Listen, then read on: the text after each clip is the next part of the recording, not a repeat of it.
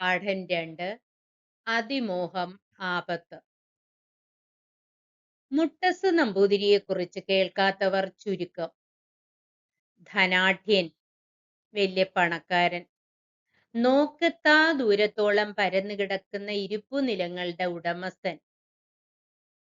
മനയിൽ വരുന്നവർക്ക് എത്ര ദിവസം വേണമെങ്കിലും അതിഥിയായി കൂടാം.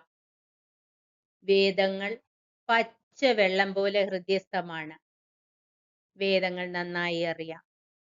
പാണ്ഡിത്യത്തിന്റെ നിറകുടം, വലിയ പണ്ഡിതനാണ്. ഇത്രമാത്രമോ നമ്പൂതിരി? അല്ലേ അല്ല. മറ്റുള്ളവരെ സ്നേഹിക്കുകയും പരിഹസിക്കുകയും അവരുടെ തെറ്റുകളെ മുഖം നോക്കാതെ പറഞ്ഞു തിരുത്തുകയും ചെയ്യുന്ന മഹത് വ്യക്തി കൂടിയായിരുന്നു കഥാപുരുഷൻ. ഒരു ദിവസം സായാഹ്ന സഞ്ചാരത്തിനായി നമ്പൂതിരി ഇറങ്ങി. വൈകുന്നേരം ഒരു ദിവസം നടക്കാനായി ഇറങ്ങി.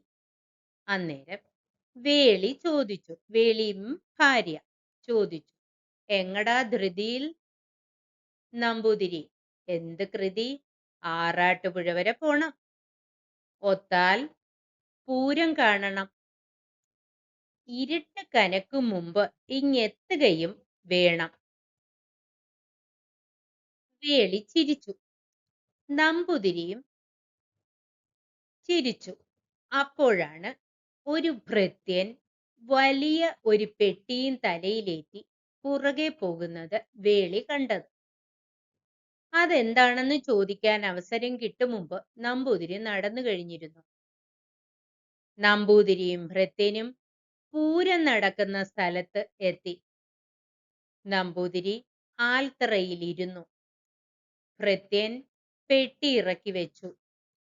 നമ്പൂതിരി പറഞ്ഞു, എടോ, ഈ പെട്ടി എന്റെ തലയിൽ വച്ച് തന്നിട്ട് താൻ പൊയ്ക്കോ. പൂരമെല്ലാം കണ്ടിട്ട് വന്നാൽ മതി. തിരുവായ്ക്ക് എതിർവായില്ലല്ലോ.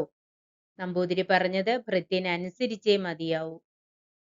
നമ്പൂതിരിയുടെ തലയിൽ പെട്ടിയും വെച്ചിട്ട് അയാൾ പോയി.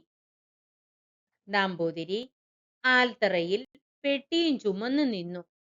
പെട്ടിയിൽ ഉണ്ടായിരുന്നത് എന്തെന്നോ? തറവാട്ടുവക സ്വത്തിന്റെ ആധാരം.